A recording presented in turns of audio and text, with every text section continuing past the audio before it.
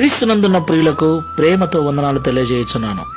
ఈరోజు దేవుడు మనకు చేస్తున్న వాగ్దానం ఏమిటనగా, కీర్తనల గ్రంథము 75వ కీర్తన 6-7 వచనాలు.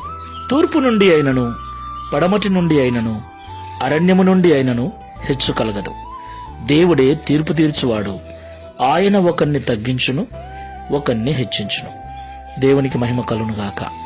నా ప్రియమైన సహోదరి సహోదరులారా, ఈ లోకంలో జీవిస్తున్న మనమందరము కూడా గొప్పగా బ్రతకాలని, హెచ్చుగా బ్రతకాలని, ఒకరికంటే తక్కువ బ్రతకకుండా, ఒకరి దగ్గరికి వెళ్ళి చేయి చాపి అడిగే స్థితిలో ఉండకుండా ఉన్నతమైన స్థితికి వెళ్ళాలని అందరము కోరుకుంటూ ఉంటాం. అందుకొరకు అన్ని రకాల ప్రయత్నాలు చేస్తూ ఉంటాం, అన్ని రకాలుగా ప్రయాసపడుతూ ఉంటాం.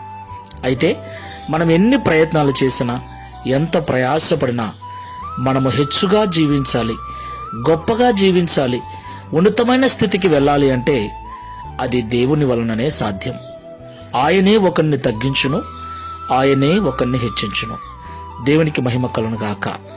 తూర్పు నుండి అయినను, పడమటి నుండి అయినను, అరణ్యము నుండి అయినను, ఏ విధము చేతనైనను మనంతట మనము మన స్వబుద్ధి, మన స్వనీతి ద్వారా, మన స్వశక్తి ద్వారా, మన స్వశ్రమ ద్వారా ఉన్నత స్థితికి వెళ్ళలేమని, మనము ఎంత జ్ఞానవంతులమైనా, ఎంత నీతివంతులమైనా, ఎంత కష్టపడే మనస్తత్వం ఉన్నా దేవుని దయ మీద, కనికరం మీద ఆధారపడవలసిన వారమై ఉన్నామని ఎప్పుడూ మరవకూడదు.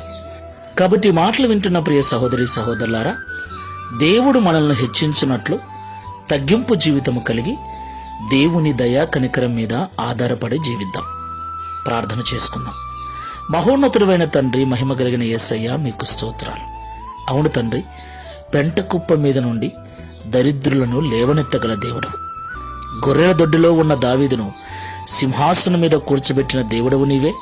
సింహాసనం మీద ఉన్న నెబుకద్నెజరును గడ్డిమేయు పశువుగా చేసిన వాడవు నీవే. అవును తండ్రి, నీవే మమ్మల్ని హెచ్చించువాడవు, నీవే మమ్మల్ని తగ్గించువాడవు. కనుక మా స్వనీతిని, స్వజ్ఞానము మీద ఆధారపడక, మేమెంత కష్టపడే మనస్తత్వం కలిగి ఉన్నా నీ దయా కనికరముల మీద ఆధారపడి నీ కృపకు పాత్రులమై నీ ద్వారా హెచ్చించబడినట్లు సహాయము చేయమని, అట్టి మనస్సును ఈ ప్రార్థనలో ఏకీభవిస్తున్న మాకందరికీ అనుగ్రహించి, తద్వారా ఈ దిన వాగ్దానమును మా అందరి జీవితంలో నెరవేర్చమని యేసు నామములో ప్రార్థించి వేడుకుంటున్నాము తండ్రి. Amen. Praise the Lord. God bless you.